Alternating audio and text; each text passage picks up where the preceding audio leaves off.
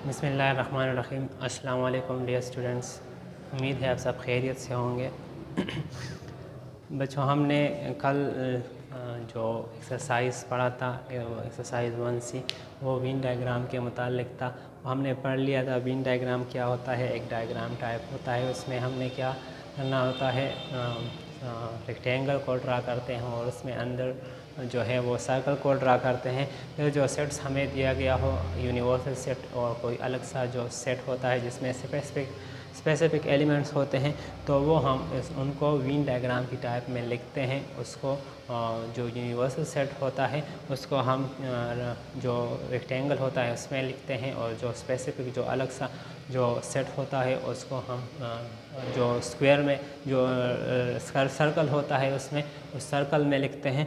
तो उसी तरह हम इसको वेन डायग्राम की शक्ल में लिख लेते हैं। एक्सरसाइज हमने कर लिया था, उम्मीद है आपने नोटबुक्स में नोट कर लिया है इसको। अच्छा, आज इसके बाद जो है एक्सरसाइज 1C के बाद हम पढ़ते हैं some special types of sets के मुतालिक हमने पढ़ लिया है ऑलरेडी। अभी सरसरी पढ़ लेते हैं क्योंकि ये ऑलरेडी हमने पढ़ रखे हैं, और इसलिए पढ़ रहा हूँ ताकि आपको इसकी याद दहानी हो जाए। अच्छा, अब है there are some special types of set. Look at the following example. Number first जो है वो है हमारे पास फाइनाइट सेट। तो फाइनाइट सेट जैसा कि आपको पता है, जिस सेट में लिमिटेड नंबर्स ऑफ एलिमेंट्स हो वो सेट हमारे पास फाइनाइट सेट होता है। जिसके लिमिट्स हमें मालूम हो, जिसकी हद मालूम हो हमें, तो वो सेट जो होता है वो फाइनाइट सेट होता है। इसके मुतालिक एक्सरसाइज में क्वेश्चन होंगे वो करेंगे। फिर इसके बाद है हमारे पास इन्फिनिट सेट। एग्जाम्पल्स हो गई थी इसकी, आपको याद होगा। इन्फिनिट सेट क्या होता है? ऐसे सेट्स जिसमें लिमिट हमें मालूम ना हो, जो अनलिमिटेड हो, जिसकी हद हमें जिसके एलिमेंट्स की हद हमें उस सेट में मालूम ना हो, तो वो सेट हमारे पास एक इन्फिनिट सेट होता है। इसके एग्जांपल्स भी हमने कर लिए थे, अपने नोटबुक्स में लिख लिए हैं। अच्छा, इसके बाद है यूनिट सेट। यूनिट सेट है। यूनिट सेट पे क्या है? यूनिट सेट एक ऐसा सेट होता है जिसमें सिर्फ एक ही एलिमेंट हो। आपने शायद ये नहीं पढ़ा, अगर नहीं पढ़ा हो तो ये भी पढ़ लें। इसमें क्या है, एक ऐसा सेट जिसमें सिर्फ एक ही एलिमेंट हो, तो उस सेट को हम यूनिट सेट कहते हैं। Unit set is also called a singleton. Singleton क्या है? इस जो सिंगल का मतलब आप जानते हो, जिस सिर्फ एक हो, तो सिर्फ एक जो वो होता है वो क्या होता है, वो यूनिट होता है। तो जिस ऐसा सेट आप इस बुक से इसका जो डिफिनीशंस हैं वो अपने नोटबुक्स में लिख लें। क्या है डिफिनीशंस यूनिट सेट का? Unit set is a set that contain only one element. A unit set is also called a singleton. For example, the set A is equal to 10 is a unit set. तो example क्या होगा? ऐसा set जिसमें सिर्फ एक ही element हो, तो वो सेट हमारे पास यूनिट सेट होगा। फिर इसके बाद आते हैं हम एम्प्टी सेट की जानिब। एम्प्टी सेट आपने पढ़ लिया है। ऐसा सेट जिसमें कोई भी एलिमेंट ना हो, कोई भी मेंबर ना हो, तो उस सेट को हम एम्प्टी सेट कहते हैं। एम्प्टी सेट को हम नल सेट भी कह सकते हैं और वाइड सेट भी कह सकते हैं। आप देख लें, इसको नल सेट भी कहते हैं और वाइड सेट भी कहते हैं। An empty set is denoted by, आपने इसका पढ़ रखा है। इसको हम किस तरह डिनोट करते हैं? ब्रैकेट्स को ओपन और क्लोज कर लेते हैं, उसके दरमियान कुछ नहीं लिखते, खाली छोड़ देते हैं। इससे एम्प्टी सेट ज़ाहिर होता है, और जो दूसरा वाला साइन है इससे भी हम यूनिट सेट को डिनोट कर सकते हैं। For example, A set of names of months beginning with के इज़ एन एम्प्टी सेट। वो मंथ्स जो के से स्टार्ट लेते हैं तो वो हमारे पास है एम्प्टी सेट, क्योंकि ऐसा कोई भी मंथ नहीं है जो के से स्टार्ट लेता हो, तो ऐसा सेट हमारे पास एक एम्प्टी सेट है। फिर आते हैं हम डिसजॉइंट सेट्स की जानिब। डिसजॉइंट सेट्स में क्या है? जो ऐसे दो सेट्स जिसमें कोई भी एलिमेंट कॉमन ना हो, तो उन सेट्स को हम डिसजॉइंट सेट्स कहते हैं। हमने पढ़ रखा है, आपको याद होगा। फिर आते हैं हम ओवरलैपिंग सेट्स की जानिब। ऐसे दो सेट्स, टू और more sets are called overlapping sets if they have at least one common element. अगर ऐसे दो सेट्स जिनके दरमियान कम से कम एक, एटलीस्ट जो कम से कम हो, एक एलिमेंट दोनों के दरमियान कॉमन हो, तो ऐसे दो सेट्स जो होते हैं वो हमारे पास ओवरलैपिंग सेट्स होते हैं। फॉर एग्जांपल को देख ले, दो सेट्स है हमारे पास, जी है और एच है। जी में एलिमेंट है 1 2 5 और एच में एलिमेंट है 2 3 4। तो देख लें, इन दोनों में 2 जो है वो कॉमन है, इस वजह से ये दोनों सेट्स जो हैं ये हमारे पास ओवरलैपिंग सेट्स हैं। फिर आते हैं हम इक्विवेलेंट सेट्स की जानिब। इक्विवेलेंट सेट्स में क्या होता है, टू और more sets are called equivalent sets if they have an equal number of elements. अगर दोनों सेट्स में एलिमेंट्स की तादाद, एलिमेंट्स के नंबर्स मतलब तादाद जो है वो दोनों सेट्स में इक्वल हो, एक जैसे हों, तो ऐसे दो सेट्स हमारे पास इक्विवेलेंट सेट्स होते हैं। For example, the following sets are equivalent sets because they have 3 elements each. उनके दोनों में 3 एलिमेंट्स हैं। सेट J को देख लें, इसमें 1 4 6 है। सेट K को देख लें, 1 A B C है। तो दोनों में 3 एलिमेंट्स हैं, एलिमेंट्स की तादाद एक जैसी है, इस वजह से ये दोनों सेट्स जो हैं ये हमारे पास इक्विवेलेंट सेट्स हैं। फिर आते हैं हम इक्वल सेट्स की जानिब। इक्वल सेट्स में क्या होता है, इक्वल सेट्स में दोनों सेट्स में जो एलिमेंट्स होते हैं वो एक ही जैसे होते हैं। टू और more sets are called equal sets if they contain the same element. अगर दोनों में सेम एलिमेंट्स हो तो ऐसे दो सेट्स हमारे पास इक्वल सेट्स होते हैं। तो देख लें, for example the following sets are equal sets because they contain the same element. Set L is equal to 2 4 6 and set M is equal to x such that x is a positive multiple of 2 and x is less than 7। तो इन दोनों में sets जो elements जो हैं वो exactly एक जैसे हैं, सेम हैं, इस वजह से ये दोनों सेट्स इक्वल सेट्स हैं। फिर आते हैं हम यूनिवर्सल सेट की जानिब। यूनिवर्सल सेट भी आपने पढ़ रखा है, पढ़ लिया है, याद होगा आपको यूनिवर्सल सेट्स क्या है। Universal set is a set which contain all the sets under considerations. For example, J है हमारे पास सेट जनवरी, जुलाई, जून और A का जो सेट है इसमें अप्रैल है, अगस्त है और यूनिवर्सल सेट्स जो है वो मंथ्स ऑफ द ईयर है। तो set U is universal sets for sets J and A. It contains all the elements of set J and A and some more. तो ये हमारे पास एक यूनिवर्सल सेट है। फिर आते हैं हम एक्सरसाइज 1D की जानिब। एक्सरसाइज 1D में क्या है, क्वेश्चंस हैं, इसी सेट्स की मुतालिक क्वेश्चंस हैं, बहुत सारे हैं। अगर आप बुक्स में नोट करना चाहो तो भी नोट्स कर सकते हैं, लेकिन बेहतर रहेगा कि आप या तो ये बुक्स में कर लें, फिर आपने अपने रफ में अगर आप इसकी प्रैक्टिस करना चाहें तो बेहतर रहेगा आपकी प्रैक्टिस कर लें। जो भी हम लिखें, जो भी हम पढ़ें, आप नोटबुक में, रफ के नोटबुक्स में आप इसको नोट कर लें, इसको लिख लें, तो आपको इसकी प्रैक्टिस हो जाएगी और साथ साथ में जितनी आप प्रैक्टिस करेंगे आपकी राइटिंग भी बेहतर रहेगी, इससे अच्छी होगी। फिर करते हैं, और अगर उससे भी बेहतर होगा अगर आप नीट नोटबुक्स में लिख लें तो बेहतर रहेगा, साफ साफ लिख लें। क्वेश्चन नंबर 1 की जानिब आते हैं। क्वेश्चन नंबर 1 को आप देख रहे हैं, इसमें क्या है, एक्सरसाइज 1D पेज नंबर 9 पर है। पेज नंबर 9 पर एक्सरसाइज 1D में क्वेश्चन नंबर 1 है, make a list of finite sets and infinite sets from the following. इसमें जो फाइनाइट सेट्स हैं उसके सामने फाइनाइट सेट लिखना है और जो इनफिनिट सेट है उसके सामने इनफिनिट सेट लिखना है। तो स्टार्ट करते हैं नंबर 1 से। Set of cities in Pakistan. Pakistan में जो सिटीज़ हैं, कितने सिटीज़ हैं उसका सेट है। तो आप जानते हैं, टोटल तो आप नहीं जानते होंगे, लेकिन इसका रिकॉर्ड ऑलरेडी मौजूद है। पाकिस्तान में जितने भी सिटीज़ हैं उसका एक सेट बन सकता है। तो ये सेट हमारे पास, उसकी लिमिट मालूम है, इस वजह से ये हमारे पास फाइनाइट सेट है। इसके सामने आपने बुक्स में क्या लिखना है, फाइनाइट सेट लिखना है नंबर 1 के सामने। 1 के सामने क्वेश्चन नंबर 1 में 1 के सामने आप लिख लें फाइनाइट सेट। बुक में लिखना चाहें तो लिख लें या ऐसे ही नोट कर लें। तो आपने क्या करना है, इसको नोटबुक्स में लिखना है। क्वेश्चन लिखना है सेट ऑफ, इस तरह set of finite, set of cities in Pakistan. तो इसके सामने फाइनाइट सेट लिखना है। मैं यहाँ पर एग्जांपल दे देता हूँ। इसके सामने लिखना है set of cities in Pakistan.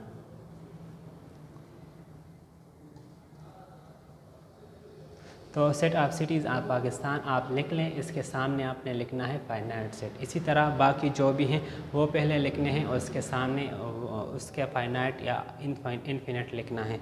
तो 2 नंबर देख लें, सेट ऑफ यूनिवर्सिटीज़ यूनिवर्सिटीज़ इन लाहौर, लाहौर में जितने यूनिवर्सिटीज़ हैं उसका एक सेट बनाना है, तो इससे भी सेट बन सकता है क्योंकि इसका रिकॉर्ड भी है।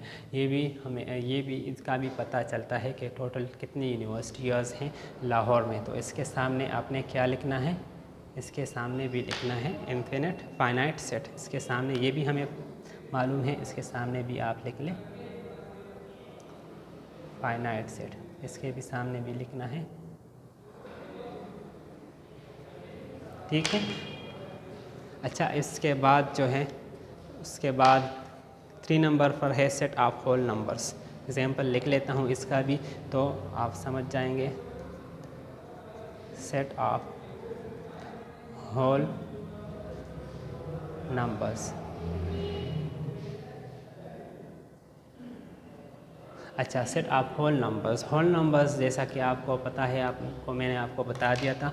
होल नंबर्स कौन से नंबर्स होते हैं जो ज़ीरो से स्टार्ट लें, तो वो सारे जो है वो होल नंबर्स होते हैं। ज़ीरो से स्टार्ट लेते हैं तो ज़ीरो से स्टार्ट लेंगे, 0 1 2 3 अप टू जितना भी जाएंगे आप, सारे जो है वो होल नंबर्स हैं। तो इनकी तादाद आप हमें मालूम नहीं है क्योंकि जितने आप आगे जाओगे इतना ही बढ़ते जाएंगे, तो ये इसकी लिमिट मालूम नहीं है। इस वजह से हमारे पास एक इन्फिनिट सेट है। इसके सामने आप लिख लें इन्फिनिट।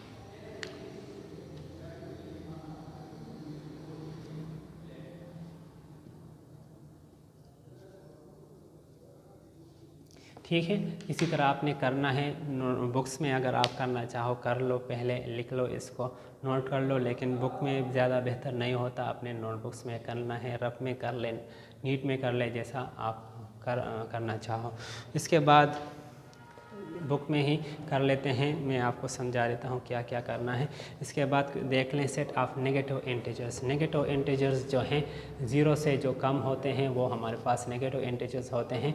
ज़ीरो से कम -1 -2 -3 -4 -5 -6, जितना आप आगे बढ़ते जाएंगे ख़त्म नहीं होंगे। इस वजह से ये सेट भी हमारे पास एक इन्फिनिट सेट है। इसके सामने भी 4 नंबर के सामने भी आपने लिखना है इन्फिनिट।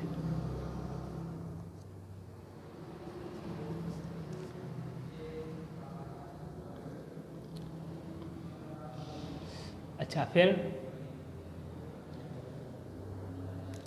है देख लें इसके बाद set of points on A line segment. एक लाइन सेगमेंट, इस पर पॉइंट्स कितने बनते हैं। एक लाइन सेगमेंट जो हमारे पास हो इसमें कितने पॉइंट्स बनते हैं, तो वो भी हमें मालूम नहीं होते क्योंकि हमारे पास लाइन सेगमेंट्स हैं। जो इतना भी लाइन सेगमेंट हैं तो इस पर कितने पॉइंट्स होते हैं ये मालूम नहीं पड़ता। इस वजह से ये भी एक इन्फिनिट सेट है। इसके सामने आपने भी लिखना है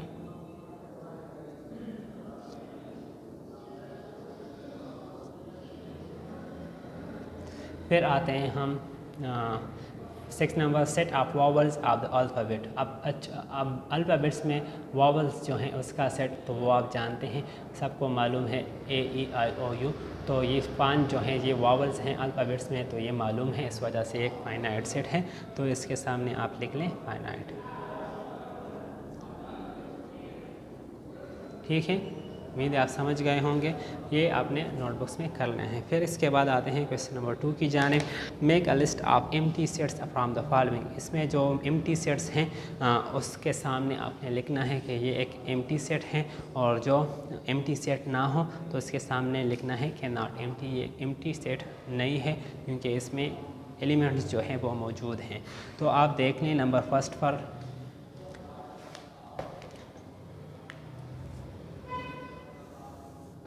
question number 2।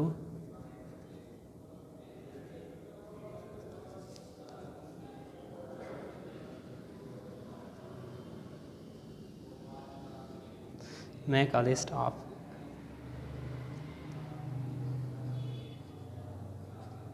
empty sets from the following.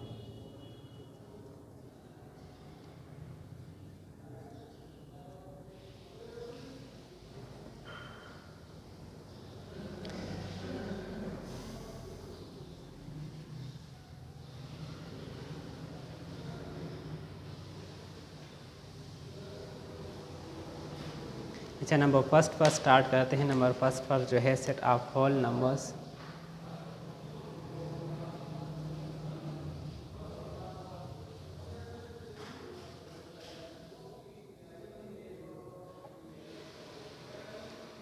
between 9 and 10। अच्छा, देख रहे हैं आप set of whole numbers between 9 and 10, 9 और 10 के दरमियान होल नंबर्स। तो जैसा कि आपको पता है 9 के बाद डायरेक्ट ही 10 आता है, तो इसके दरमियान कोई भी नंबर नहीं है, कोई भी होल नंबर नहीं है, तो इस वजह से ये हमारे पास एक एम्प्टी सेट है। तो इसके सामने आपने लिखना है एम्प्टी सेट।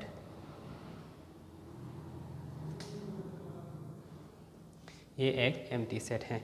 देख लें इसके बाद जो है सेट ऑफ पीपल,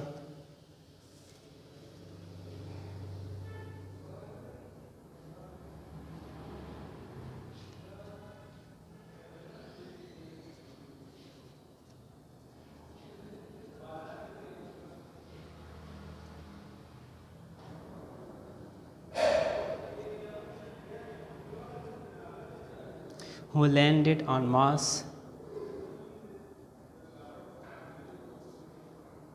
before 1994। वो पीपल सेट ऑफ पीपल उन लोगों का सेट जो मार्स यानी मरीख पर 1994 से पहले लैंड कर चुके हों, गए हों, तो उन पीपल उन लोगों का सेट। तो 1994 से कोई भी से पहले कोई भी मार्स पर नहीं गया है, किसी ने भी लैंड नहीं किया है, इस वजह से ये भी हमारे पास एक एम्प्टी सेट है।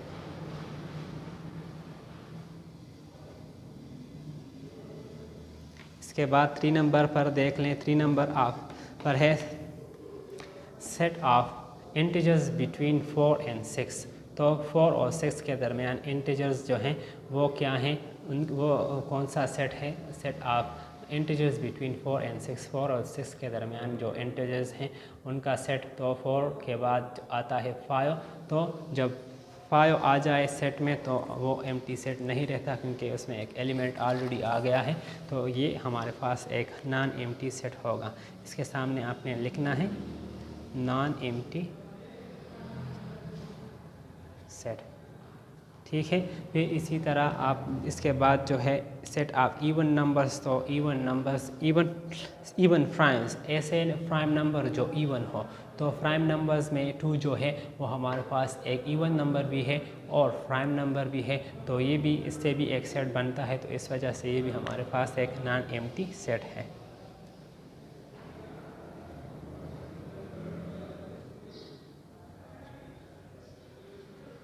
फिर देख लें set of even numbers, even primes जो है ये हमारे पास क्या है, ये इसमें 2 है, ऑलरेडी 2 मौजूद है। तो इस वजह से ये सेट हमारे पास नॉन एम्प्टी है। फिर इसके बाद 5 नंबर देख लें, set of 3 digits numbers greater than 1000।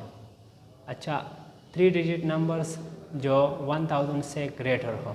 तो 1000 से 3 डिजिट नंबर्स 1000 से ग्रेटर हो सकते हैं, क्योंकि 1 2 3 4, तो ये 4 डिजिट नंबर्स हैं। और 3 digit numbers greater than, set of 3 digit numbers greater than 1000। तो 3 डिजिट नंबर्स जो हैं वो 1000 से ग्रेटर नहीं होते, क्योंकि 1000 जो है ये 4 डिजिट नंबर है, और 4 डिजिट नंबर जो है वो 3 डिजिट नंबर से ज़्यादा होते हैं। तो इस वजह से ये भी एक नॉन एम्प्टी सेट है।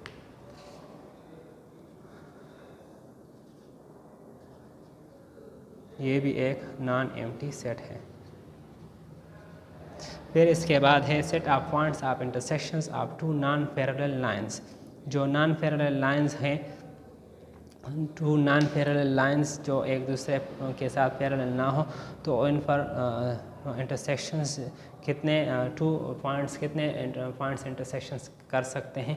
तो जो पैरेलल ना हो तो उन पर इंटरसेक्शन। तो set of points of intersection of non parallel lines जो है, जो नॉन पैरेलल एक दूसरे के लाइंस होते हैं, उस पर कितने पॉइंट्स पर इंटरसेक्शन होती है ये भी हम एग्जैक्टली नहीं कह सकते। इस वजह से ये भी हमारे पास एक नॉन एम्प्टी सेट है।